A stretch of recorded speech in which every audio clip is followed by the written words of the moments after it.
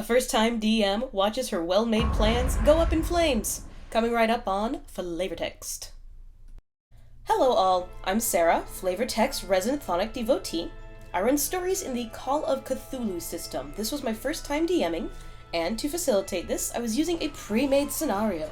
No muss, minimal fuss, I just have to read the thing in front of me. What could go wrong?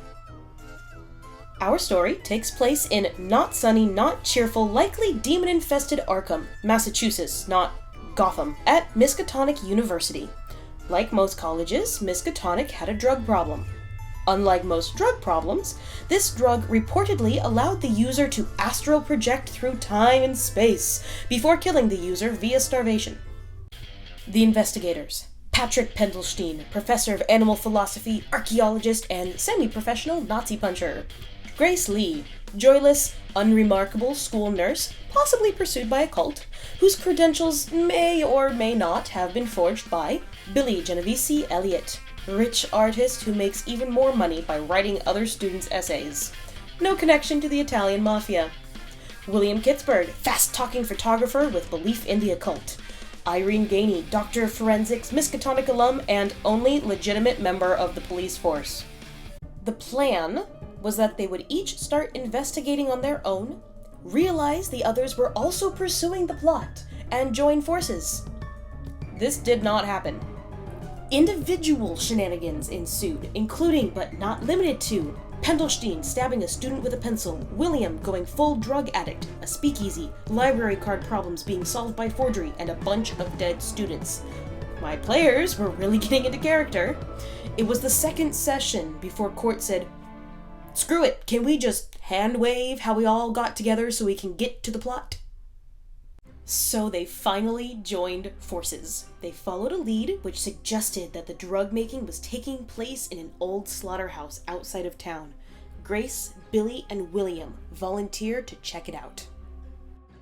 None of these were the investigators with weapons. From the outside, the slaughterhouse looked like nothing much. Dusty, dilapidated, decaying.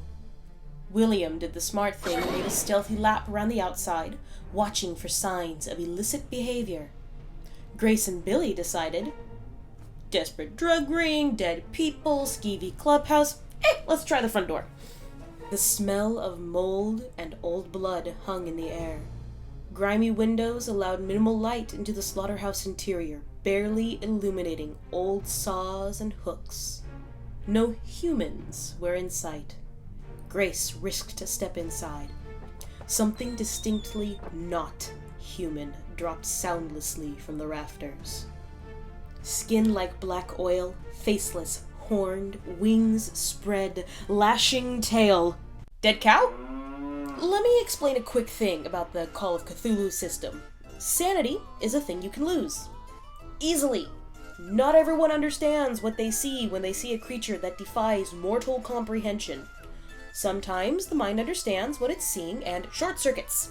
Sometimes, as with Billy here, the mind disregards reality and starts telling itself stories. One rolled high, the other rolled low. Grace saw a monstrosity and fainted. Billy just saw a dead cow. Yeah. Hey Tony, I found some pests. Let's show them what we do to pests that come snooping in around here. William and Billy rushed a fainted Grace to the car, and the trio escaped from a hail of bullets and whatever else lurked inside the slaughterhouse. My plans were back on track. The investigators knew about the slaughterhouse, knew about the things following them in the Arkham mist, knew the spells and people involved.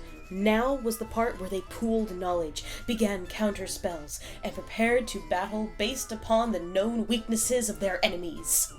Which, of course, didn't happen. But that's a story for another time. My plans were not back on track. Everything devolves into a slobber knocker in the slaughterhouse. Coming right up on FlavorText.